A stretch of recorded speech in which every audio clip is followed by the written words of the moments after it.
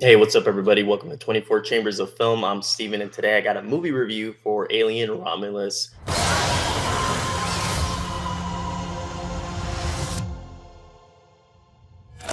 the new Alien film in the franchise. It's been a while since we had a good Alien film, in my opinion. I mean, obviously, Alien and Aliens are like the best versions of the Alien films. But yeah, let's get into it. So, my initial thoughts on Alien Romulus, it's, I think, a great return to the Alien franchise, but the movie could have been really great. It just ended up being really good. There's a lot of great things in it. And then there's also things that I'm like, why the hell did they do this? Why did they have to do this? I think it just ruined some moments or just kind of felt like too much fan service, and it was like unnecessary fan service, you know? And I'm all about fan service to a certain extent, but there's some things that happen in this movie that I'll get into that were very frustrating. But overall, Fede Álvarez directed the hell out of this movie, and he did a great job, visually stunning, a lot of practical effects integrated with CGI. The xenomorphs are really creepy. The face huggers are great. And yeah, the cast is actually good. The young cast, I really dug them. I really thought they did a great job. What's her name? Cailee Speany. She was great. David Jonsson was great. Archie Renaux is great. Isabela Merced, I thought she was great. Aileen Wu and Spike Fearn was great. Like they all did a really strong performances, especially Cailee Speany. She did great, and David Jonsson and Archie Renaux. They were like the best of the characters, of the new characters. And I was kind of worried because I thought maybe they were going to be, not kind of annoying because they're younger and stuff like that. Most of the Alien movies, you're dealing with much older characters, and here you're thinking you're dealing with 20-year-olds, at least mid 20s. So yeah, I think it was a good return to the franchise to continue on more films. There's something in the water. What do you mean there's something I in the don't know. water? There's just something in the fucking water. All right, so let's get into the acting. Cailee Speany is the star of this film. She's the Ripley of this film, and she did a great job. She really carries this movie. She was great in Civil War, I thought, and she was great in Priscilla. So I feel like she's a star in the making, and she kicked ass in this movie. With the other cast members, David Jonsson plays her brother, or not really her brother. He's the robot. He's the AI in the film. He plays a character named Andy, and he's great. But he's basically Cailee Speany's brother, and her name is Rain, by the way. But yeah, they both did great. They had great chemistry. And Archie Renaux is them three. He's playing Tyler, who's basically Rain's ex-boyfriend, and they basically, carry this movie, and they have a lot of great moments, and they really, play the scenes great, in my opinion, when it comes to being afraid, or any little comedy moments, and just like relationship things in the movie. They really sell well, and I really dug. But everyone was great in this movie. I had no issues with the acting personally. I thought it was very well executed. And I think with all the Alien movies, I really have never had much issues with the acting. Alien Covenant, is, I think, the worst one personally. But yeah, great job with everybody on the cast. Fede Alvarez casted a great group of actors to do this. Elizabeth Merced, who plays Kay, she was great too, and she went kind of a little bit through hell in this movie, which was I'm always a fan of characters going through the grinder to when it's in these type of scenarios like horror films and stuff like that. I dug it. Run. So let's get into the filmmaking of the movie. I think Fede Alvarez did a phenomenal job capturing the visuals, making it feel like an Alien movie, like the original Alien movie, and also a little bit of Aliens. It's the timeline of this film, Alien Romulus, is in between Alien and Alien. So you really get a blend of both of them. And I thought Fede Alvarez did a great job. I think he's just a great visual director. He really knows how to set up a shot, a composition, and really knows how to move the camera well. Just watch Don't Breathe. That's, in my opinion, still his best movie and still his best directed movie. But Alien Romulus is really well directed, in my opinion. Like I said, it's visually captivating. And then cinematography wise, we have Gallo Olivares. I don't know him, and I'm not sure of his other films, but he did a great job. He made it feel like that world of Alien, between Alien and Aliens, so he made it feel like it's part of that universe, without, it didn't try to go too digital, make it, I think it's shot on digital, but they didn't make it try to look too clean. It really had that kind of grimy feeling to the film, still that very like that kind of stark, the dark colors, just the very muscular environment of the ship. they had all that stuff. It looked great. The production design was amazing in the movie. All the practical effects were amazing in it. Like everyone nailed it when it comes to those aspects of filmmaking. The sound, the music, they really did a great job. The xenomorphs looked amazing. The face huggers were terrifying as hell. You seen it in the trailer when the xenomorphs are under the water and like you gets on the guy's face and it tries to get in his mouth. Ugh, just like it's super gross at times, but it's also very well executed and very suspenseful and enthralling in my opinion. And they did a great job. And the kills were great for the most part in the movie. I'll get this for final thoughts, but yeah, filmmaking wise, I had no issues. That was one of the best parts, I think. Like all the technical elements of the film were done really well. So if you're a fan of that type of stuff, you're really gonna it's gonna be a treat for the eyes and the ears when you go watch Alien Romulus. Really well executed, in my opinion. Fucking things hunting us. Open the door, come on. All right, so let's get to my favorite scenes in the movie. So here there might be minor spoilers or major spoilers. So just forewarning ahead, if you haven't seen the movie, go watch it, come back and finish watching this video. But okay, there's a lot of good scenes. I'm gonna go with the big one here. The best kill of this film, in my opinion, was when Archie dies. He's like the main male lead. He's the ex-boyfriend of Cailee Speany, Rain's character. Archie Renaux is his name. But when he dies, his character's name is Tyler. It's a fucking badass moment. He basically sacrificed himself for Cailee Speany's character, Rain, and the xenomorph comes and hits him with the tail right through the chest, picks him up and takes him up into like their little, nest that they've created. And then he gets, a xenomorph tongue eating through his head or breaking through his head. And more xenomorphs. So it's just the way it's done is just so creepy, so unsettling. And just like, the xenomorphs are just scary. I'm more of a Predator guy personally of the movies, but between the two of them, which I do not, which one would I rather get murdered by? It would not be the xenomorphs. I think they're horrifying. They're scary looking. They're just disgusting in my opinion. Their blood is acid. So yeah, all that stuff is super unsettling to me. And I would any day take the Predator instead of Alien, just because how grotesque the aliens are, in my opinion. So yeah, Archie's kill was very satisfying and very badass, in my opinion. It was a dope way to go out, I think. So that was great. I really like the opening setup of the film where you get to see the characters and they're on the planet, this very like mining machinery planet. It was very cool seeing that, the world building of that. I just really like the relationship between Rain and Andy. They just really had a really good relationship. I really bought it. And I thought the two actors, just like I said before, they were amazing in it and they really sold in and you cared about them. I really liked there's this scene, and this is probably my final one, but there's a scene with Isabela Merced, right? I'm saying her name right. Isabela Merced plays Kay, and she's the sister of Archie.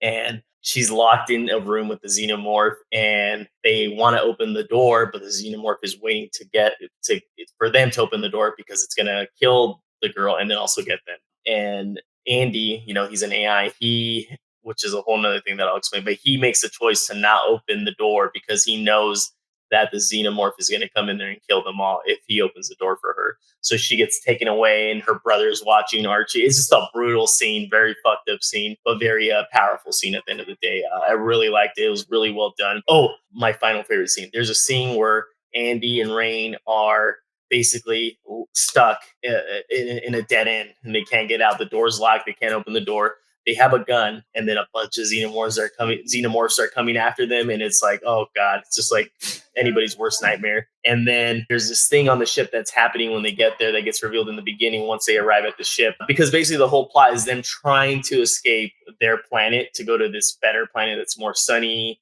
It's just a better environment. So there's this floating spaceship that basically picked up the alien that died in Alien 1 that was in space, that had hardened, and it got picked up and they brought it in, from Ripley's spaceship in the first one. They get killed by the alien because it broke out and all that stuff. And it's just orbiting above their planet, Rain's planet and Archie's planet. And they want to get out. They want to go in there.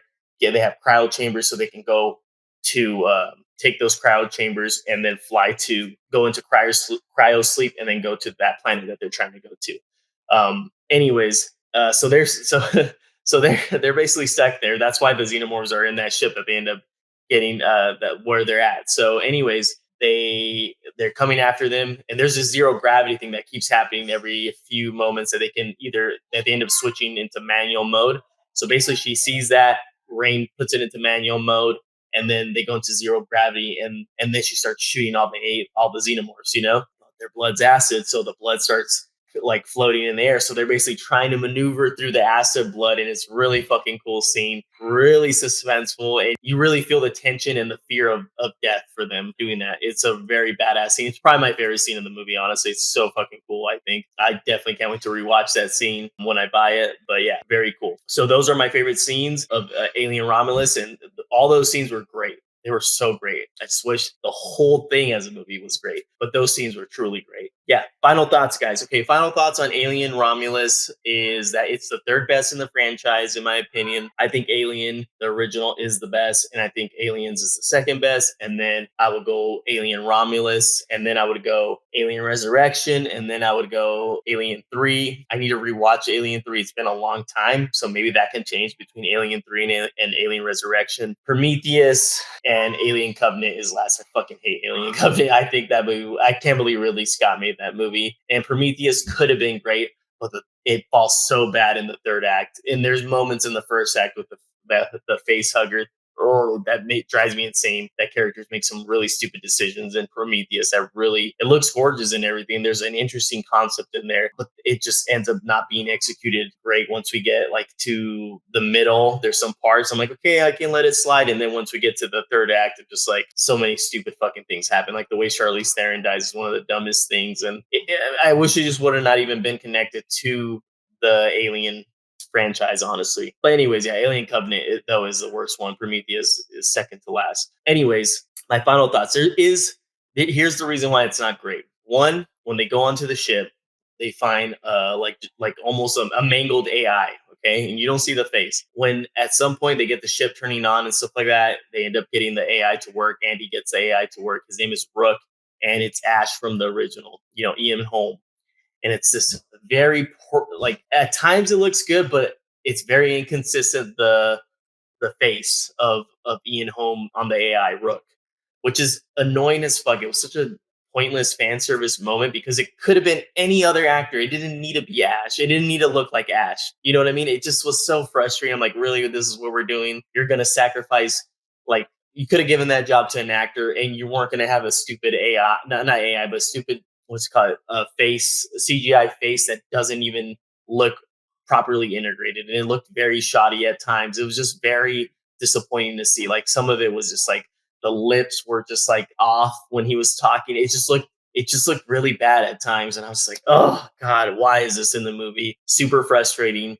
The other thing was, this is a small thing. There was a moment where they have this gun and they're seeing the bullets get really low, and you think this is going to play a factor, but apparently, the must have got reloaded at some point, where you think it would be empty, it's not empty, and they get away with some stuff. So it's a little bit kind of like stretching believability of what they set up when it came to like, oh, it's almost out this gun, and it ends up playing big, and doesn't become anything issue when it should have been probably out of bullets. So that's kind of like a small thing, not too crazy. The next big thing is the climax, the fight scene in the end with Cailee Speany's character. It's not with a xenomorph. It's with this. I'm not going to go too much into details about why this thing is in here, but basically, a humanoid xenomorph is born, and it looks like the Prometheus engineer. It's a mix of that and a xenomorph. Someone is pregnant in the movie.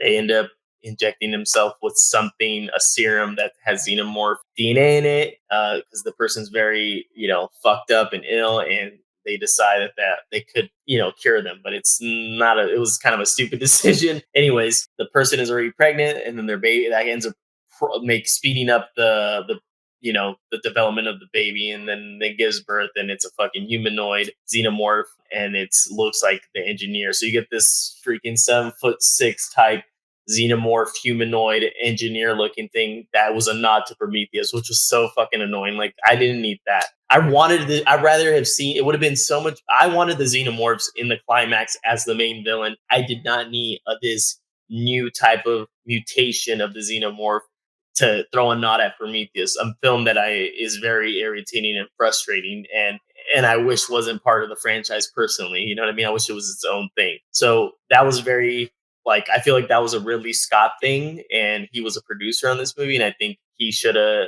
they should have took that out. I don't think that needed to be in there. It would have been a lot cool. And that's another thing that the climax goes on way too long. It's way too like okay, this is a little too Hollywood, you know, because also when they get on the ship, the ship is orbiting to like a belt around their planet, an asteroid belt that's going to eventually hit in like I think 47 minutes. They end up finding out, and you know, which is a cool thing, you know. So that puts them a race against time. Really cool. Really dug that setup. But yeah, it goes on a little too. It gets a little too absurd, a little too like it just didn't need to go that long. And like it should have ended sooner. And it should have been a xenomorph. I didn't need all that stuff. I liked it in a way, the whole humanoid xenomorph, but then I also was like, I wish it was just a xenomorph or multiple xenomorphs. It could have been cooler. I don't know.